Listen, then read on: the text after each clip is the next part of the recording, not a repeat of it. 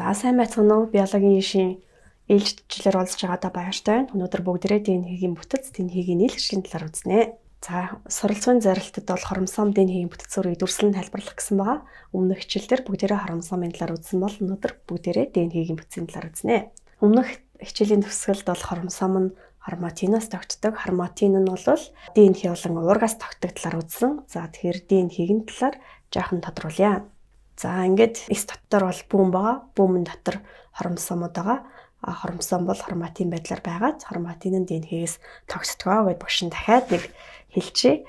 За ДНХ-г нь дезоксирибонуклеин хүчил гэж байгаа. Англиар бол дезоксирибонуклеик acid гэж байгаа. Тэгээд 10-аас 100 сая молекул жинтэй нэлээвэр тийм полимер нэгтлэж байгаа. За одоо зөвхөн бүүмэнд байхгүй дахиад митохондрийн хлоропласт гэх мэтчлэн ийм эргэтэнцрүүдэд бас баахан хэмжээгээр байдаг. За тэгээд үндсэн өр нь уургийн молекулын амин хүчлийн дараалал буюу анхдагч утсыг тодорхойлдог уургийн нэлэгчлэлтэнд одоо гол үүрэгтэй. Түүнээс гадна удамшлын мэдээллийг бас хадгалдаг байх нэ.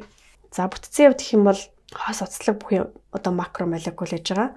Өөрөөр хэлбэл нэг талтаа нэг юм оцлогтой, нөгөө талтай бас нэг оцлогтой хоорондоо холбогдсон байна гэсэн. За бүтцэнд нь бол энэ фосфат бүлгүүд орж ийн. За дахиад ийм сахарнууд орж ийн. 5 ийм юутай өнцөгчтэй 5 зэти сахар гэж байгаа. Пентоз сахарууд яг өөрийнх нь үндсэн нэр нь дезоксирибоз гэж байгаа. За тэгээд энэ голынхаа хэсэгт азуутлах сөрүүд байгаа. За аденин, тимин, гуанин, цитозин гэсэн азуутлах сөрүүд байна. За тэгээд аденин, тиминтэйг болохоор 2 өстрөгчийн холбоор холбогдсон байгааг бүгдээрээ харж байна.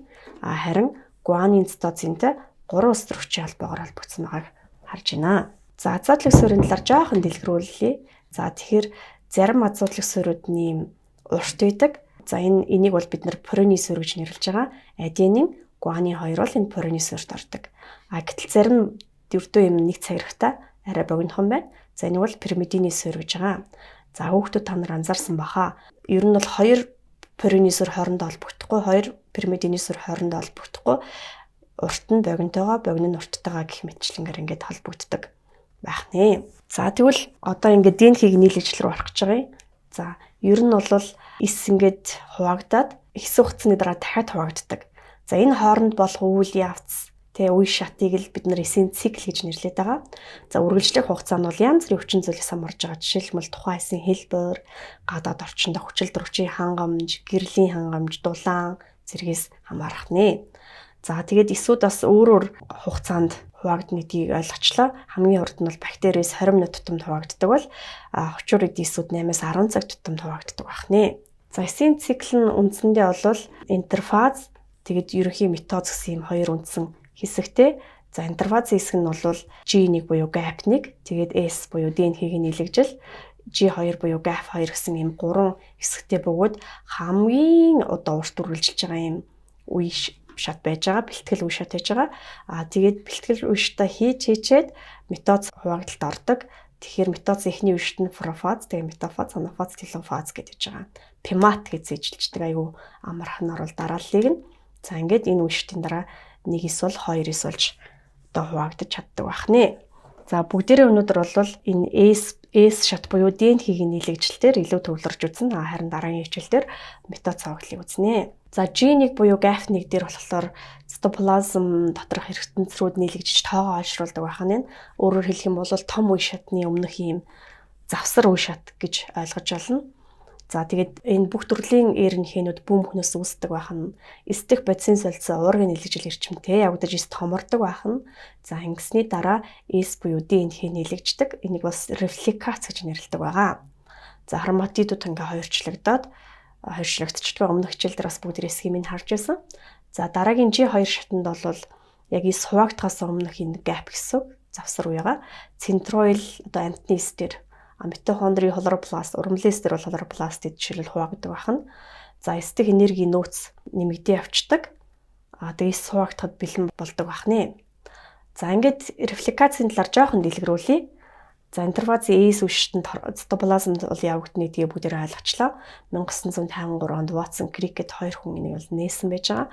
За тэд бол ДНХ-ийн хос мушга молекул нь 2 тусдаа гинж олж салаад салсан 2 гинжний суурьтай шинэ нуклеотидын суурьд хамжаа зарчмаар холбогдох байдлаар өөрийгөө хуулбарлана гэж үзсэн гэсэн. Тэгэхээр ингээд ДНХ-ийн темплейт байлаа. 2 хуваагдлаа. Тэгээд нөгөө хэрвээ аденин байвал тимийн ирж суугаад, цитоцин байвал гуанин суугаад, яг нөгөө тимийн байвал аденин суугаад нөгөө яг яаж хослох ёстой тэр хамжаа зарчмаараа эсрэг талынх нь одоо ирж нийлэгжих маягаар ийм 2 шинэ гинж үүсдэгэ гэсэн байж байгаа. За тэгвэл энэ процесс бол нэлээд нарийн олон одоо энзим оролцдог. За түүнийг бүгдээрээ үзье. За ямар ч байсан энэ дээр их ДНХ харагдчихэв. За тэгээд хамгийн түрүүнд топоизомраза гэдэг энзим ирээд ДНХ-ийн тэр нөгөө мушгааных нь эрчийг нь хариулдаг.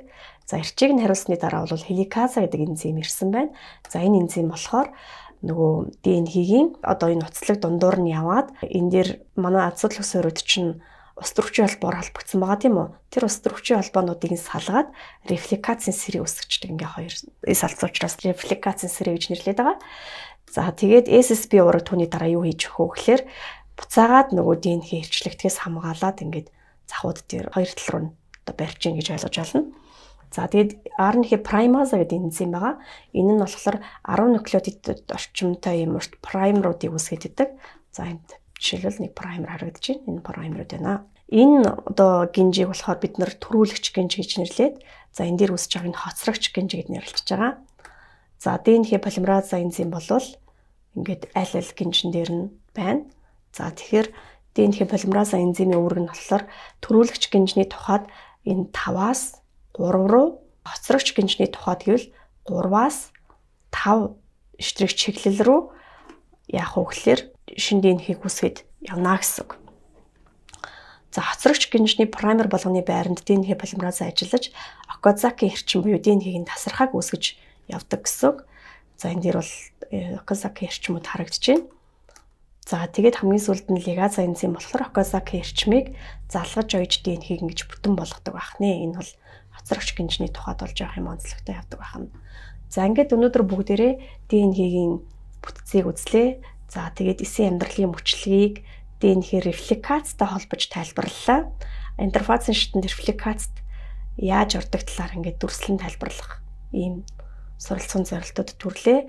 За дараагийн хичээл дээр бүгдээрээ метоз, кариогенез, цитокинез зэргийг оролцуулаад эсийн амьдралын мөчлөгөө үргэлжлүүлэн тайлбарлаж дуусгана. Ингээ өнөөдрийн хичээлд оролцсонд баярлалаа. Дараа уулзцгаая.